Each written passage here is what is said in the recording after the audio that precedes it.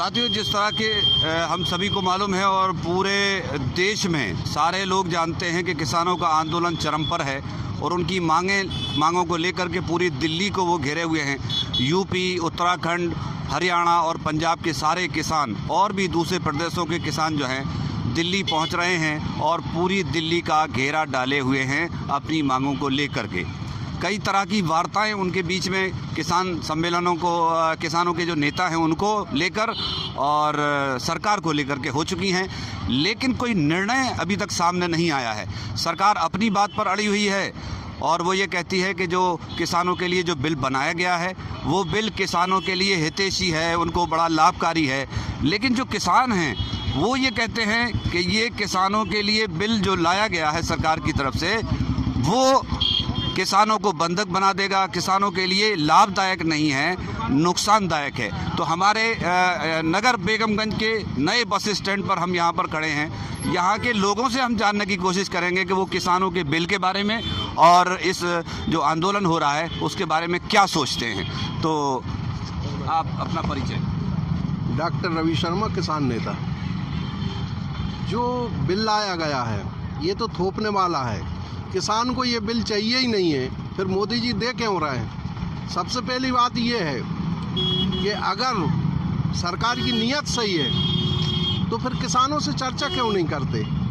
आज स्थिति ये है कि किसान जिस चीज़ को चाह नहीं रहा, लेकिन सरकार ज़बरदस्ती, कोरोना काल चल रहा है, उस काल में भी सरकार ज़बरदस्ती बिल ले आई है। किसानों को डर है कि जो बिल लेके आई है उसमें आगे चल के ऐसी कोई पाबंदी नहीं है कि किसान का माल किस रेट में ख़रीदा जाएगा।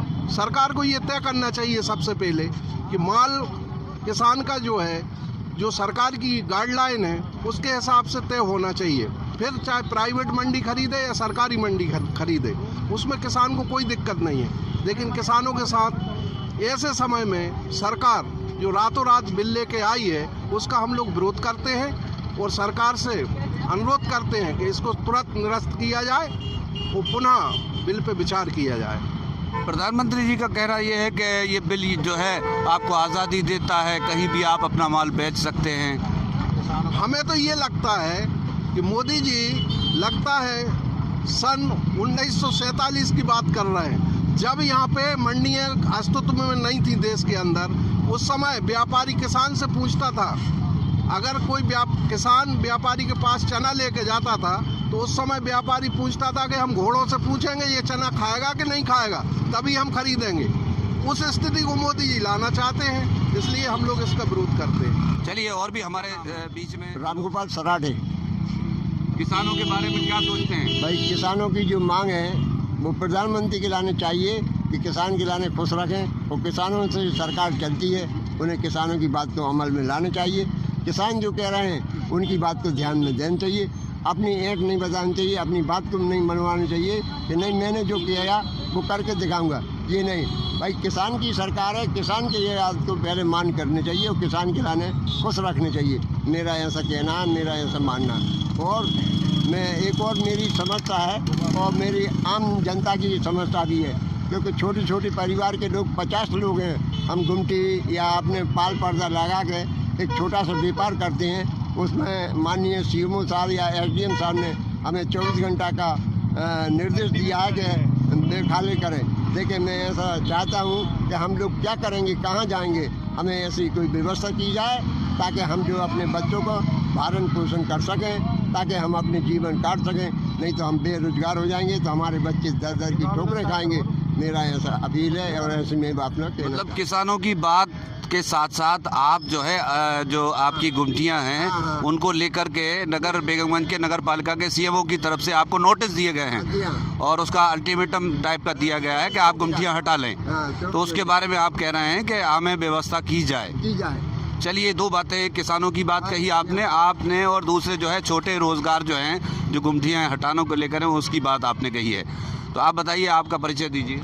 मैं ब्रजराज सिंह जाट, एक किसान का लड़का हूँ और वर्तमान में नगर सेवक के रूप में भी मैं कार्यरत रहता हूँ। हमेशा लोगों की समस्याओं का समाधान करने का प्रयास करता हूँ जी।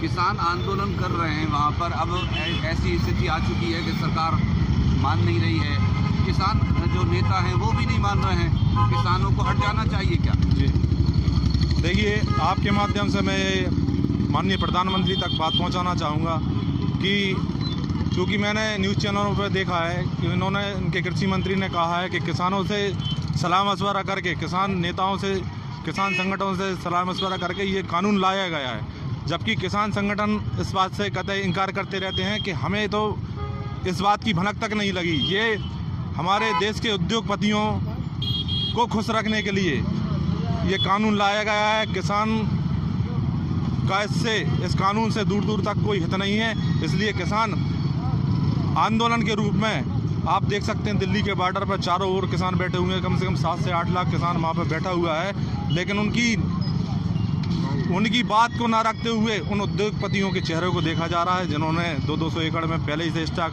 वेयर हाउस बना रखे हैं। तो मुझे लगता है स्पष्ट है ये तो कि ये उद्योगपतियों के कहने के अनुसार ये कानून लाया गया है, किसानों को ध्यान में रखते हुए कानून नहीं बनाया गया। वैसे प्रधानमंत्री जी किसानों से बात तो कर रहे हैं, उन्होंने दूसरे राज्य में एक किसान को 2000 रुपये दिए और उसके बारे में चर्चा की है। क्या है, अभी मैंने भी सुना था कि 18,000 करोड़ 9 लाख किसानों के खाते में उन्होंने डाली है। ये एक लॉलीपॉप दे रहे हैं कि ये दूसरे राज्य के किसान वहाँ पर धरना प्रदर्शन में, आंदोलन में ना शामिल हो पाएँ, इसलिए ये पिल्लूहन दिया जा रहा है। जबकि पूरे देश में जो उत्पादन होता है उसका 1/4 हिस्सा केवल पंजाब के अंदर उत्पादन होता है। ये दुनिया का हर आदमी जानता है।